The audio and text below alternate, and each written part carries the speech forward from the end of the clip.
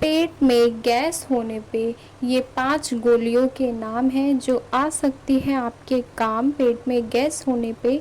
तो सबसे पहले है पुदीना gel, acidity relief medicine for a digestion. और सेकंड नंबर पे है ये गैस ऑफ टैबलेट, ये होम्योपैथी है, homeopathy tablet for acidity. Third number पे आता है ये पेंटराइज DSR anti gas capsule. Fourth number पे आता है Digene acidity and gas relief tablet.